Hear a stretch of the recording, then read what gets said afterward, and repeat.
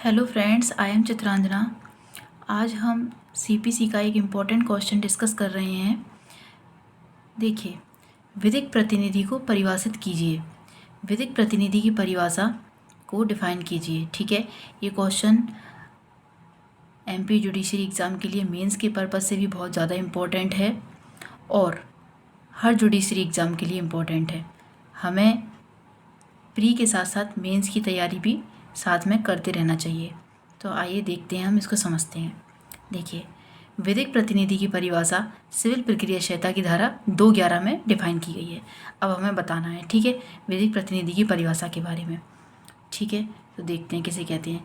Civil प्रक्रिया संहिता 1908 में जब तक कि संदर्भ से अन्यथा अपेक्षित ना हो, ये लाइन हमें हर आंसर मतलब हर परिभाषा लिखने से पहले लिखनी है।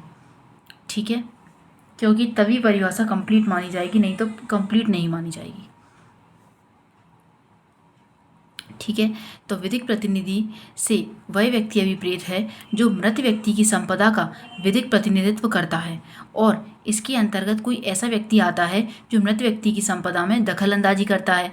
ठीक है, जहाँ कोई पक्षकार विधिक प्रतिनिधि के रूप में वाद लाता है, जहाँ किसी पक्षकार पर विधिक प्रतिनिधि के रूप में वाद लाया जाता है, वहाँ वह व्यक्ति इसके अंतर्गत आता है जिसे वह संपदा उस पक्षकार के मरने पर न्यायगत होती है, और जो इस प्रकार वाद लाया है या जिस पर इस प्रकार वाद लाया जाता है। तो देखिए, इस डेफिनेशन से आपको क्या समझ में आया कि विधिक प्रतिनिधि यानी लीगल रिप्रेजेंटेटिव किसे बोलते हैं।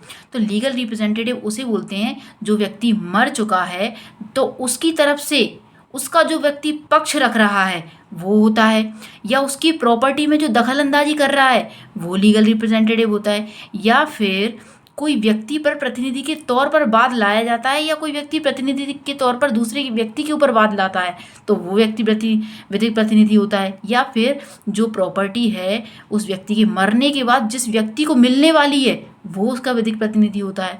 ठीक है, तो इस तरीके से आप विधिक प्रतिनिधि की डेफिनेशन को समझ सकते हैं। ठीक है, तो उपयुक्त परिभाषा, अब हमने डेफिनेशन कंप्लीट कर ली, उसके बाद लिखेंगे हम उपयुक्त परिभाषा में विश्लेषण के आधार पर विधिक प्रतिनिधि के अंतर्गत निम्नलिखित श्रेणी के व्यक्ति आते हैं। कौन कौन आते हैं, देखिए, इसको अलग से डिफाइन करके लिखेंगे तो एकदम क्लियर देखने में बहुत अच्छा लगेगा। एक डेफिनेशन में तो हमने बता दिया, लेकिन हम अलग से बता सकते हैं। तो देखिए, वह व्यक्ति जो मृत व्यक्ति की संपदा का विधिक प्रतिनिधित्व करता है, वह व्यक्ति जो मृत व्यक्ति की संपत्ति में हस्तक्षेप करता है, वह व्यक्ति जो विधिक प्रतिनिधि के रूप में वाद लाने या जिसके विरुद्ध प्रतिनिधि के रूप में वाद लाया गया है में से किसी के मरने के पश्चात उस संपत्ति का उत्तराधिकारी बनता है। यानी जो व्यक्ति हमने बताए, अगर वो व्यक्ति मर जाते हैं उनके बाद उस संपत्ति का जो भी उत्तराधिकारी बनता है वो विधिक प्रतिनिधि कहलाता है। ठीक है, एग्जाम्पल के लिए देखते हैं हम कि ए जो एक प्रतिनिधि के रूप में वाद लाता है, ए के मरणोपरांत यानी उसके मरने के बाद उसकी संपत्ति वा पर न्यायगत होती है, वहाँ पर वा नाम का जो व्यक्ति है वो विधिक प्रतिनिधि हो चुका है। ठीक है, इसके अंदर एक केस भी है। केस डालने से जो क्वेश्चन है, हमारा क्वेश्चन का आंसर बहुत अच्छा लगता है और सबसे अलग दिखाई देता है। तो हमें केस लॉ तो डालनी चाहिए। अगर उस संबंध में आपको कोई केस लॉ पता है तो आप उस केस का नाम डाल दीजिए और संक्षिप्त में उसके अंदर क्या बताया गया है वो बता दीजिए। ठीक है, और अगर किसी क्वेश्चन में पूछा ही गया है विद केस लॉ समझाइए, तो केस लॉ आपको डालने ही पड़ेंगे।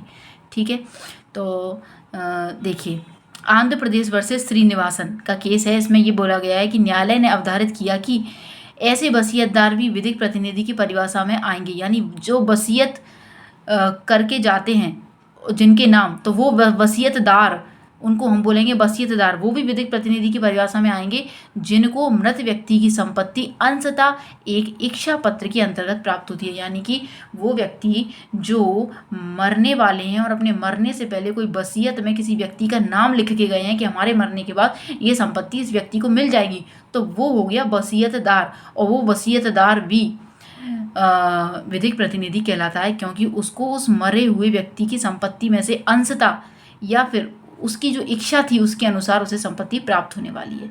ठीक है, तो इस केस लॉ में यही कहा गया है। तो हमारा ये क्वेश्चन यहाँ पर कंप्लीट हो गया है।